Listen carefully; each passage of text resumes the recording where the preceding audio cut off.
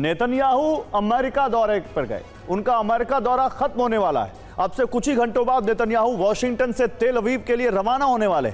Report के मुताबिक Netanyahu का वो मकसद पूरा हो गया है जिसके लिए वो अमेरिका ट्रंप से मिलने गए थे। माना जा रहा है कि ट्रंप ने इजराइल को ईरान पर फिर से हमले की धमकी दे दी है। तो सवाल ये है कि क्या नेतन्याहू के इजराइल वापसी के बाद ईरान पर हमले का दूसरा चरण शुरू होने जा रहा है? क्या यह हमला अगले 48 घंटे में होने जा रहा है? 10 जुलाई 2025 इसी तारीख को इजरायली प्रधानमंत्री बेंजामिन नेतन्याहू का अमेरिकी दौरा खत्म होने वाला है।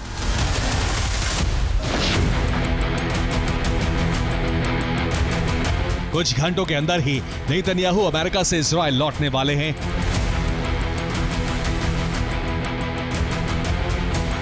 माना जा रहा है कि नेतन्याहू की वापसी के बाद ईरान पर फिर से हमले शुरू हो सकते हैं।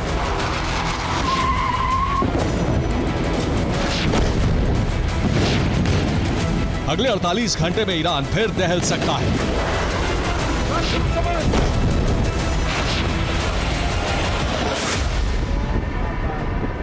ईरान पर हमले का खतरा इसलिए बढ़ गया है क्योंकि ट्रंप और नेतन्याहू ईरान पर आक्रमण का ब्लूप्रिंट तैयार कर चुके हैं।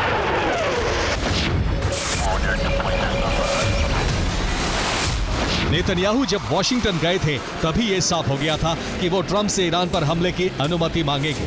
अब जबकि नेतन्याहू का दौरा पूरा हो गया है तो यह माना जा रहा है कि अमेरिकी राष्ट्रपति डोनाल्ड ट्रंप ने बेंजामिन को ईरान पर हमले की हरी झंडी दे दी है। अमेरिका ने इजराइल को ईरान पर अटैक करने की इजाजत दे दी है। इसके संकेत इस बात से भी मिल रहे हैं कि पिछले 24 घंटे में वॉशिंगटन में सब कुछ वैसा ही हो रहा है जैसा पिछली बार हमले से पहले हुआ था।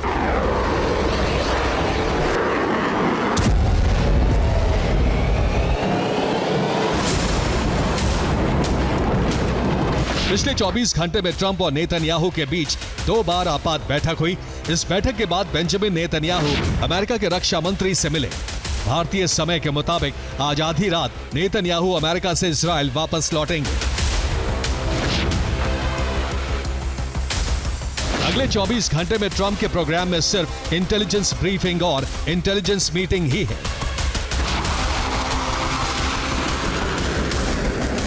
ट्रंप पिछली बार ईरान पर हुए हमले से पहले भी इसी तरह के शेड्यूल पर थे। इजराइल ने जिस दिन ईरान पर हमला किया था उस दिन भी ट्रंप ने इंटेलिजेंस ब्रीफिंग ली थी।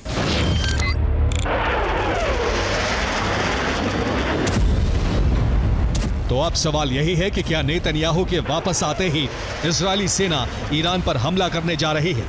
फिलहाल तो यही लग रहा है। नेतन्याहू का आक्रामक रुख तो इसी बात का संकेत दे रहा है कि ईरान पर हमले का दूसरा राउंड किसी भी समय शुरू हो सकता है।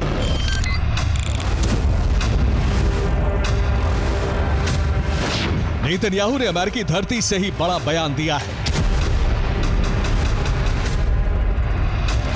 नेतन्याहू ने कहा है कि हमें पता है कि ईरान ने अपने संवर्धित यूरेनियम को कहां छिपा रखा है। ईरान ने इसे जमीन के नीचे अंडरग्राउंड स्टोरेज सेंटर में छिपा रखा है। ईरान के एटमी मिशन इजराइल के लिए कैंसर है। ईरान को भी पता है कि इजराइल और अमेरिका उस पर दूसरी और तीसरी बार भी हमला करेंगे।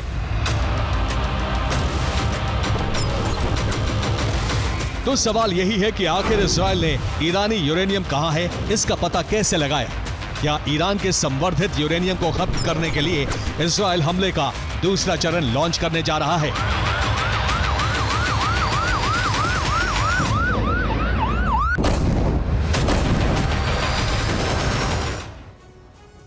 तो इजराइल का दावा है कि उसने ईरान के संवर्धित यूरेनियम का पता लगा लिया है। माना जा रहा है कि सीज फायर के बाद 15 दिनों में मोसाद ने उस लोकेशन की पता लगा ली है जहां ईरान ने अपने संवर्धित यूरेनियम छिपा रखे हैं।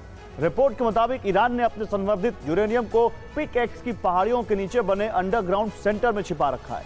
पिकैक्स की पहाड़ियां ईरान के नतांज न्यूक्लियर सेंटर के पास है। ईरान के पिकैक्स माउंटेन की ऊंचाई 5000 फीट है और इसी पहाड़ी के 328 फीट नीचे ईरान का यूरेनियम स्टोरेज सेंटर है। ओपन सोर्स इंटेलिजेंस के मुताबिक ईरान ने इसी स्टोरेज सेंटर में 408 किलोग्राम संवर्धित यूरेनियम छिपा रखा है। इजराइल और अमेरिका इसी यूरेनियम को खत्म करना चाहते हैं।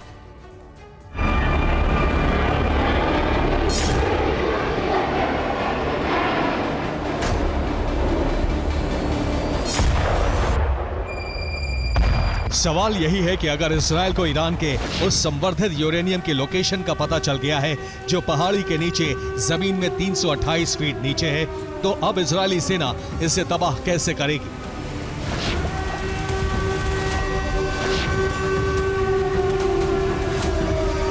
जमीन के इतने नीचे मौजूद किसी अंडरग्राउंड सेंटर को तबाह करने के लिए दुनिया में ना तो कोई मिसाइल है और ना ही बम।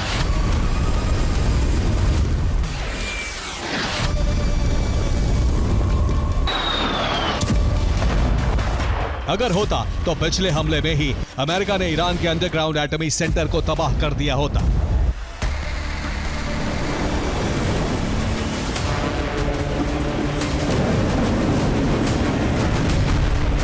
सवाल यह भी है कि क्या अब इजरायली सेना ईरान के अंडरग्राउंड एटमी ठिकानों के अंदर घुसकर ऑपरेशन चलाएगी?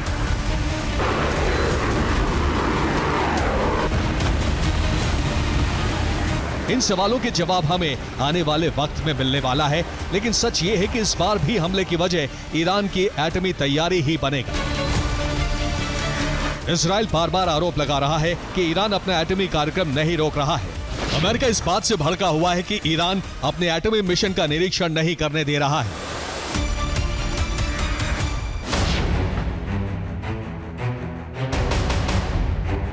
इंटरनेशनल एटॉमिक एनर्जी एजेंसी यानी IAEA चीफ राफेल ग्रॉसी ने ईरान के एटमी मिशन को लेकर बड़ा बयान दिया है।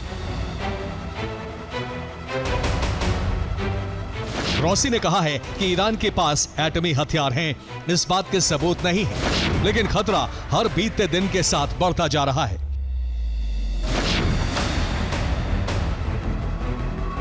ग्रॉसी के कहने का मतलब यह है कि ईरान इतना सक्षम हो चुका है कि वो बहुत जल्द परमाणु परीक्षण कर सकता है। यही वो खतरा है जो बढ़ता जा रहा है। इस खतरे को खत्म करने के लिए ट्रंप और नेतन्याहू ईरान पर फिर से बारूदी धावा बोलने की तैयारी में हैं। ईरान में जिस तरह की तैयारी चल रही है उससे साफ है कि ईरान के पास भी इस बात की इंटेलिजेंस है कि इजराइल उस पर हमला करने वाला है। ईरानी जनरल अब हर रोज अपना ठिकाना बदल रहे हैं। ईरान के सभी बड़े जनरल या तो बंकर में या फिर किसी अनजान ठिकाने पर रात गुजार रहे हैं।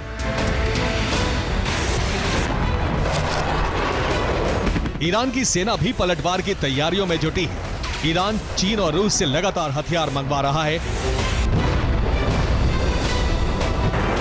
चीन ईरान को J-10 लड़ाकू विमानों की दूसरी खेप देने की तैयारी कर रहा है। चीन 2 दिन पहले ही ईरान को 40 J-10 विमानों की डिलीवरी कर चुका है।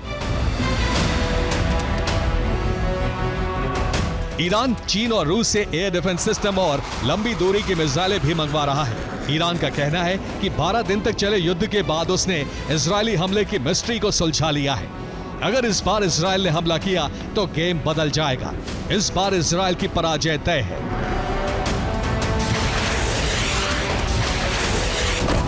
खैर, ईरान के इस दावे में कितना सच है ये तो वक्त ही बताएगा, लेकिन अभी का सच ये है कि इजराइल आने वाले 48 घंटों में ऑपरेशन राइजिंग लाइन का दूसरा चरण लॉन्च कर सकता है।